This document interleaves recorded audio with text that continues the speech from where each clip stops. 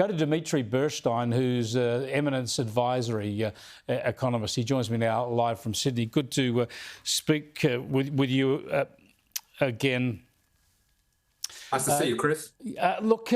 So I just want to get back to the budget, right? I just want to get your thoughts on the idea now that we will have a budget this year. Obviously, it's completely thrown into a pre-election context. It'll be virtually the ALP launch for this election now, the March 25 budget. Does that hold any concerns for you? Oh, yes, for sure. I mean, it won't be a sea of red, it'll be a fiscal bloodbath. The budget's completely out of control, and with an election coming up, it's going to be really ugly. And the most concerning thing is they're putting the government and the opposition too are putting it on a generation of children and young people who don't have the luxury of voting at the moment. They're going to be stuck with this credit card bill. If you have a look at the Australian Office of Financial Management today, Australia's gross debt is $951 billion.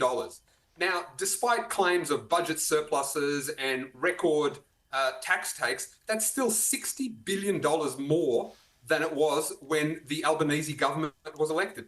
We're only a few months away from $1 trillion of debt that will have to be repaid by our children and grandchildren.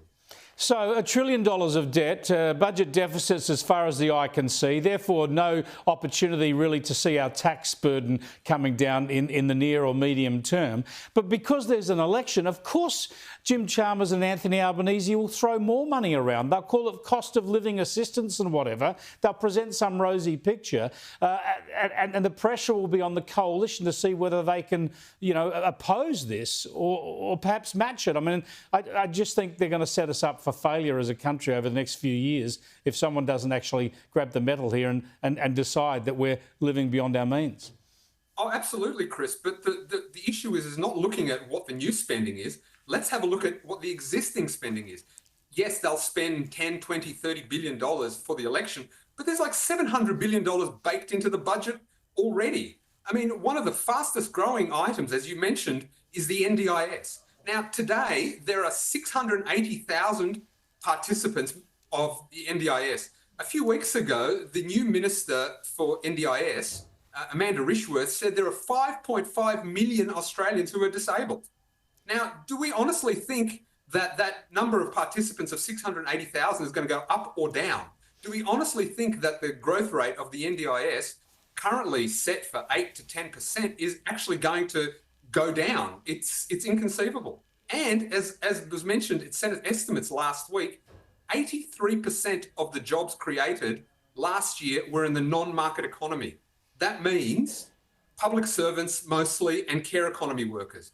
83%.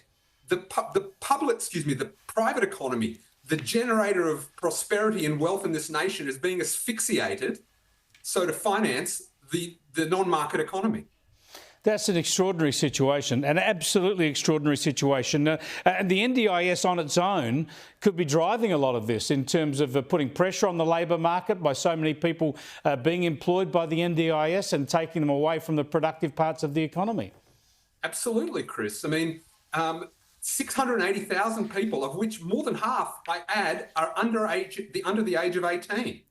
So yes, there was an item in a News Corp papers a few months ago where there was a photo of a community fish and chip shop that was advertising both under-the-counter cigarettes and NDIS plan management. I mean, is there a better metaphor for the state of the Australian economy than that? Good Lord, it's depressing. It is very depressing indeed. But thanks for mapping out for us, Dimitri. I appreciate it. Dimitri Burshtein there, who's from Eminence Advisory.